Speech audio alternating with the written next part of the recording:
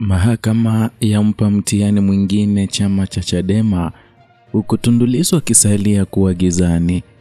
Ujambo na karibu kwa taarifa zetu za Kenyascope, na tafadhali kumbuka kusubscribe.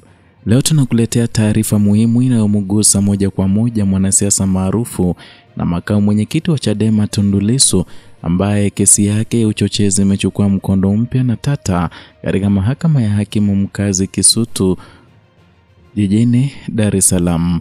Mnamo tarehe 27 Juni mwaka huu, shauri la uchochezi nambari 8606 mwaka huu lilisikilizwa mbele ya Jaji Elizabeth Mkwizu, ambaye mjadala mkubwa ulikuwa ni juu ya uamuzi wa kuruhusu ushahidi wa mashahidi wa siri dhidi ya Tundu Lissu. Upande wa jamhuri ukiwakilishwa na mawakili wa serikali akiwemo Nasa Katuga uliwasilisha pingamizi rasmi ukitaka maombi ya kupinga uamuzi huo yatupiliwe mbali. Serikali ilisisitiza kuwa maombi hayo yaliwasilishwa nje ya utaratibu wa kisheria na ni jambo ambalo lilienda kinyume na masharti ya kifungu cha 372(2) cha sheria ya mwenendo wa mashauri ya jinai, yani Criminal Procedure Act CPA. Na kwa mujibu wa kifungo hicho, hakuna rufaa au mapitio yanayoweza kukubaliwa dhidi ya maamuzi ya mpito wa mahakama yanayohusu mwenendo wa kesi ambayo bado haijakamilika.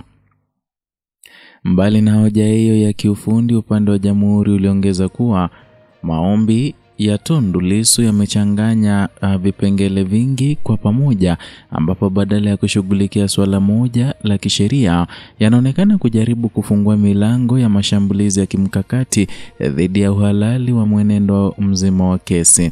Lakini pia upande wao ulisema kuwa mahakama ya hakimu mkazi Kisutu haikutoa uamuzi wa kumaliza kesi, bali ilikuwa ni ahirisho la kawaida, hivyo hakuna msingi wa jalada la kesi hiyo kuhamishwa kuitiwa ama kuitwa mahakamani ama mahakama ya juu.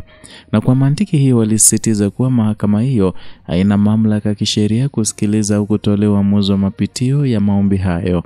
Kwa sasa macho yote yanaelekezwa kwa mahakama hiyo kuona kama itaendelea kusikiliza maombi ya msingi yaliyowasilishwa na upande wa utetezi au yataondolewa kabisa kwa msingi wa mapingamizi yaliyotolewa.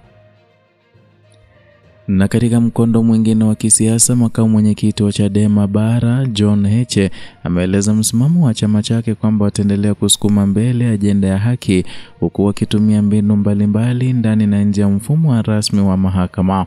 Chadema inaonekana kushikilia msimamo kuwa mapambano ya kisiasa si ya kuachwa kwa sababu ya vikwazo vya kisheria, bali ni mwendelezo wa harakati za kuleta kile wanachokiita mabadiliko ya kweli katika nchi.